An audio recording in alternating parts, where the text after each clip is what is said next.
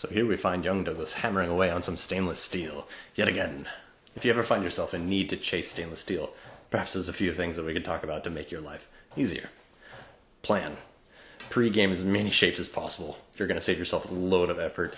Stainless steel, it takes the most amount of work for the least amount of shape, so save yourself anything you can, spin it, forge it, weld it, literally anything you can do to get a little further up front is totally worth your time. It's going to save you a lot of work. Another thing you can do is anneal it. It was forever until I found out that you can just anneal stainless steel. I don't know why it's not more common knowledge, maybe it is, but it took a long time for me to learn. So you're going to want to treat it like a non-ferrous metal. Bring it to an orange heat, fast quench it into not freezing water. Don't use a bucket of ice. You're going to want, room temperature water. You probably don't need to preheat it, just, average room temperature water is going to be really helpful. Leverage is really important. A narrow working face on a chisel will create a more effective energy transfer.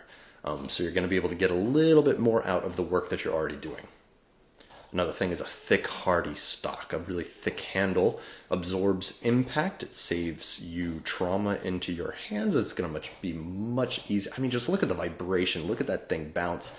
I'm really trying to actually be accurate while I'm working on this thing, but it's so difficult to move even when annealed. Okay, so use a thick thing to absorb and use a big hammer.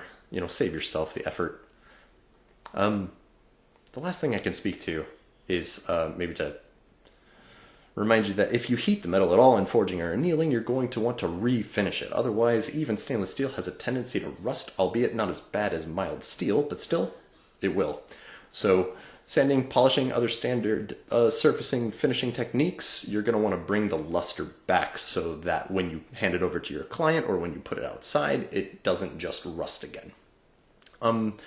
This was a pre-spun 14-gauge stainless steel shield boss that I'm, chiseled into a turtle shell. Took me about 2.5 days to get this far. The detail's not crazy, but the clients were happy, and the texture's nice.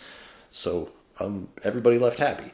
We did kind of talk about maybe at a later date chiseling in the growth rings that you see on a turtle shell, which is kind of a cool idea, but overall I'm happy with how the project turned out. I hope you found this video helpful. If you have any questions, let me know. Otherwise, good luck and happy hammering.